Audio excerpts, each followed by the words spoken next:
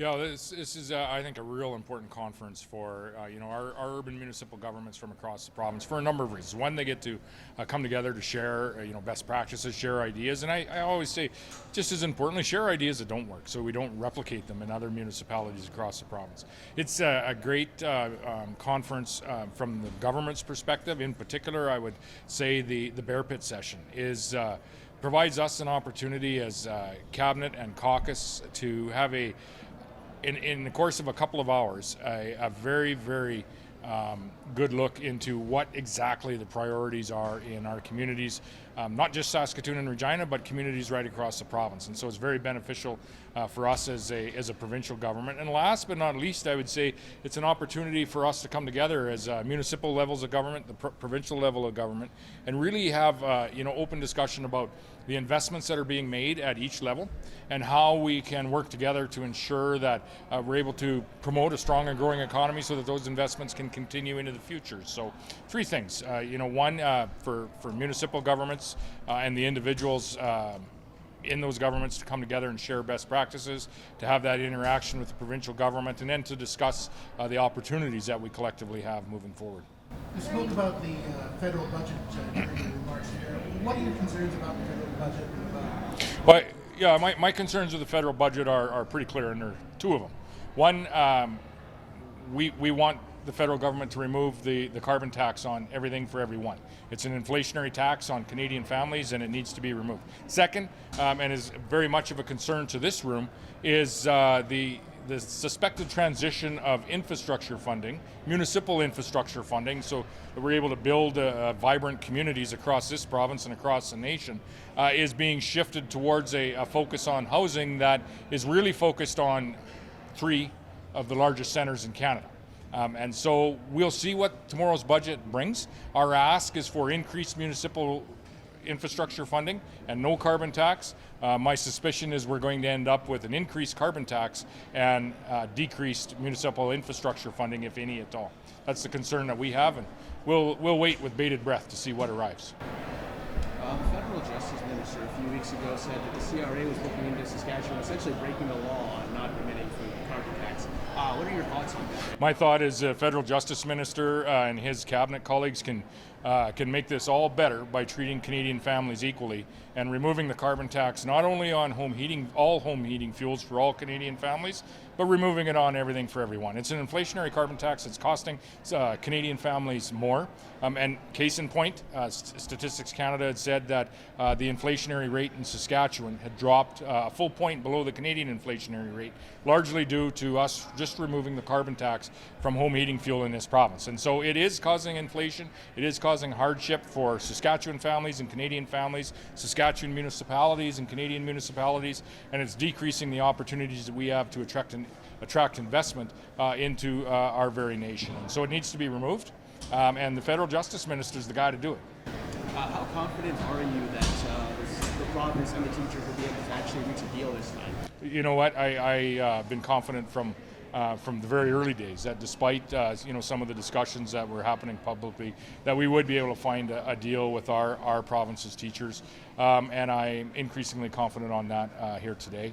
We've been trying all along to ensure that we're making decisions that are in the best interests of not only our educators in the classroom, but also in the best interests of that learning environment for our students, which are also our children. And so, I'm very positive on talks starting again this week, and it's my true hope that we will find an agreement sooner rather than later. Should talks break down? Yeah. Should talks break down again? Are you in worry of a full-on strike? Our intent and our hope is that talks won't break down and we'll find an agreement. Are there any particular topics you're expecting to be brought up or a prominent topic of conversation in the Bear Pit session? At the Bear Pit session? Oh, sorry. I'm sure healthcare will be part of the discussion at the Bear Pit session, and we look forward to that. We can speak from the provincial perspective of some of the significant investments that have been made, whether that be the most ambitious health human resource action plan that has been put in place that is starting to show results. But in saying that, it's still important for us as a government to hear from municipalities on what is working and what might not be working and needs some improvement in their specific area. And then we will have the Saskatchewan Health Authority here as well. And as with the increase in funding that we've seen in this budget, which is over 10% to our largest line item, which is healthcare funding, it is the expectation now that the Saskatchewan Health Authority is using that investment to make a better and stronger and more accessible healthcare system for all Saskatchewan residents, regardless of where you live. And so this is an ongoing discussion. I say that it was there even previous to us forming government some 16 years ago. But we're finding our way, and we're going to continue finding our way with the guidance of folks in this room and other conventions. Regarding healthcare, I understand the NDP are in Moose Jaw today calling for the hyperbaric chamber to be reopened there. Just want to get... Sure. Did they put forward a plan on how they might reopen it or no? I haven't gotten any information about what they're saying today, but that's what... You might want to ask if they have a plan on how to reopen it. What we have been working on and working with the Saskatchewan Health Authority on is funding 4 specialists to ensure that chamber can be open for Saskatchewan residents. My understanding is 3 of those have been secured, 3 of those individuals, and they're going to open that chamber with limited hours with the three specialists that we have. And as soon as we're able to find the 4 specialists, it'll be open back to the regular hours that it has. It is our intent entirely to restore the services of the hyperbaric chamber, despite having a break in some of the number of specialists that we need to do so. So getting there, and we'll be there very shortly, hopefully. Those specialists, are they being hired through the health human? They would be part of that focus. Part of the focus that we have is, we used to have years ago the PRAS, or the Physician Recruitment Agency of Saskatchewan, that morphed into SaskDocs, which is now the general recruitment agency for all medical healthcare professionals, not just physicians, into our Saskatchewan Health Authority system. And so this is very much part of the health human resource plan that we have, as is some specialists that are required at the Jim Pattison Children's Hospital, as is community physicians and nurse practitioners that we increasingly need in all communities across the province. It's about having a quality healthcare system with services like the hyperbaric chamber available, but ensuring that Saskatchewan residents also have access to their general practitioner and access to urgent care on North Albert Street here in the urgent care center if need be. And increasingly, I would say, access to mental health and addiction supports as we find our way through time. Is it important to offering more English and French services in some municipalities in Saskatchewan? Who's us to offer more? Should we? Yeah. Yeah, probably. Yeah, I should learn French. Would be. There are some municipalities in Saskatchewan with French population that can receive, they cannot receive some French services. Oh yeah. Yes, Yeah. so I would like to. Yeah.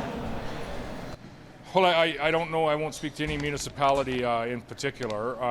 We are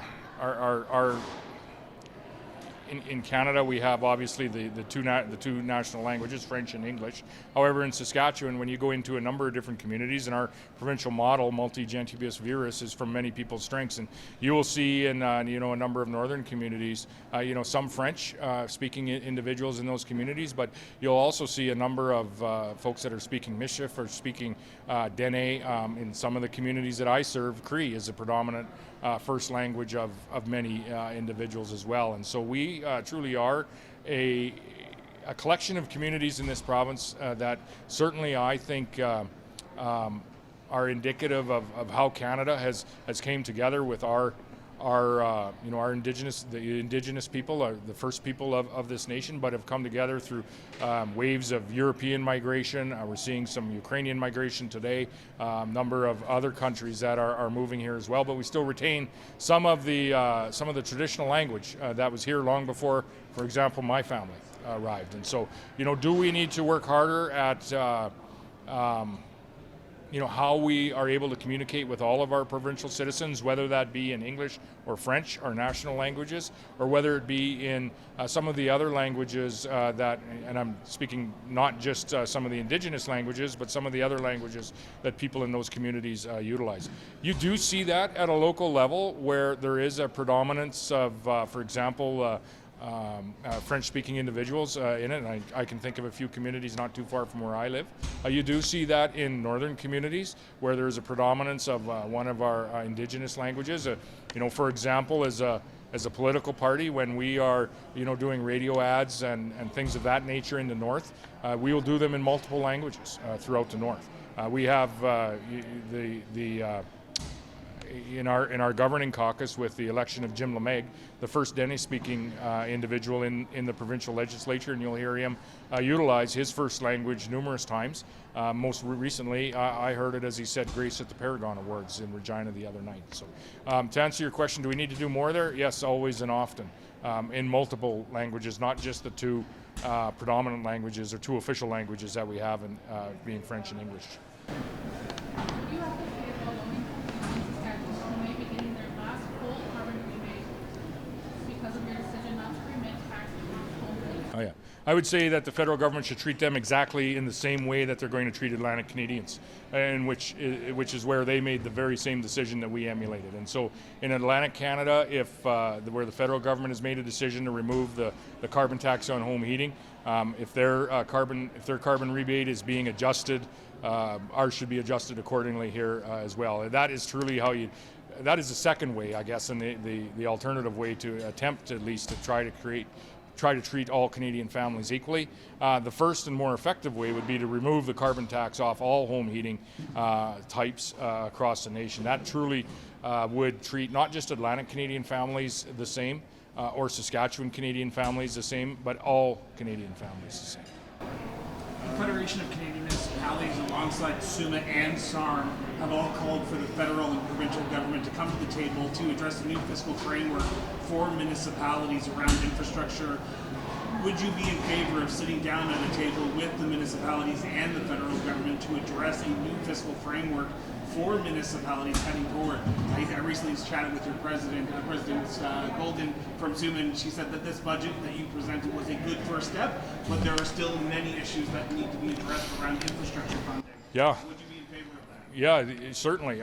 More discussion is always better, and here what we have seen over the course of the last few weeks is a number of announcements, largely housing announcements, largely having an impact on essentially the three largest centres, the three largest cities in the nation of Canada by our federal government, that is utilizing, quite frankly, the transition of any infrastructure funding that was available to municipalities and shifting that to a housing focus. That is unconsulted and exactly the opposite of what you have just suggested by everyone sitting and having that conversation together. We need to be, as a provincial government, and I know municipal governments, whether they be rural or urban, need to be committed to investing in the infrastructure that are making our communities, allowing our communities to offer the services, very simple services like wastewater and clean water, for example, that they require. I fear that we are losing a federal partner in that conversation, and that would be disappointing. That can all be rectified with a change at the federal level. So can I ask the devil advocate question here? Because northern municipalities would say you're doing that with their road infrastructure in northern Saskatchewan right now. In this previous budget, you did reduce the infrastructure for northern roads. Do they have a partner in this government for infrastructure projects in northern Saskatchewan? Certainly, and that's why we've listened to northern municipalities, and that's why you're seeing work happen, significant work, I would say, happening, for example, between Buffalo Narrows and La Loche. You're seeing the commitment for the upgrading and finishing of the Garson Lake Road throughout northern Saskatchewan as well. And so I don't know what our funding levels are in northern Saskatchewan on highways today. I know that our funding commitment to northern Saskatchewan highways has been strong, as well as all of the arteries that do ultimately lead to our communities in northern Saskatchewan. Is there more work to do? Yes. Are we committed to doing it? Certainly. Sorry, my last follow-up question, I do apologize. Yeah, no problem. I've been speaking to a lot of Saskatchewan municipal leaders, and they be talking about crime, rural crime, justice, especially around repeat offenders getting back out on the street. Do you see yourself playing a role in hopefully addressing these concerns that municipal leaders from across Saskatchewan have around repeat offenders? Yeah, I would say a couple of things on this. First of all is, and we're taking a parallel approach to this, and there's a third piece to that approach that needs to happen. First is supports need to be in place. You heard me talk about investing in intensive rehabilitation and recovery beds. That's happening in Saskatchewan. We need access to those recovery beds. That's happening in Saskatchewan. Second, you need an investment in law enforcement that is going to enforce the law and ensure that the drugs that are available in our streets, in our communities, in our nation today are not available. We need to drive those drugs out of our communities because they are very much a different type of poison than we were dealing with just a few years ago. So one, supports need to be in place. Province is doing that. Two, law enforcement needs to be in place. Province is doing that by expanding and investing in our RCMP, our municipal police forces, as well as the provincial police force and the Saskatchewan Marshal Service. Third, and the final piece, and one of the most important pieces, and we'll be ready with the law enforcement agencies and power when it's required, is we need changes to the Criminal Code of Canada to ensure that repeat offenders are not in our communities, and repeat offenders are facing the consequences of their actions. And so Saskatchewan is putting in place the supports. Saskatchewan is putting in place the enforcement capacity. What we are going to need out of this federal administration or the next is a change to the Criminal Code of Canada to ensure that our communities remain safe today, as safe today and tomorrow as they have been in years gone by, and our environment is changing. Sort of building on from that, does that mean that we can also expect more investments similar to the one like with the, I believe it was the Saskatchewan Tribal Council, in terms of like programs that are aimed to help offenders reintegrate back into society, give them opportunities of employment to prevent recidivism? Yeah, and I can't remember the number Chief Arcan gave me the other day, but there's a significant number of folks that have flowed through a number of the homeless shelters in Saskatoon are now, living in some degree of assisted or enhanced living, and that's what the supports are about. Whether whatever the challenge might be for a family or for an individual, is that challenge is temporary, and the avenues and laneways and the opportunities are there for them to find either themselves or them and their family a better life in our community. That being said, although those supports are there, we cannot allow, drugs and associated property crime to live on in our communities. And so that's why we are making the investments in the law enforcement services as well. But ultimately there is going to have to be some changes at the federal level to the Criminal Code of Canada in order for us to ensure the safety of our communities. So there will be more support from like similar to That's, I would say not specifically similar to that, but where those supports are needed, whether they be in the ROSC system, the recovery-oriented system of care, if the challenge is actual addictions, or whether it be something else that we're working on, not only with Saskatoon Tribal Councils, but a number of different agencies, in transitioning people and families to a better life. And that's the goal, whether it be through assisted housing, whether it be whatever that might be, is that the challenge you are facing is temporary. There is a better opportunity and a better life for you, and we want to show you the path to it.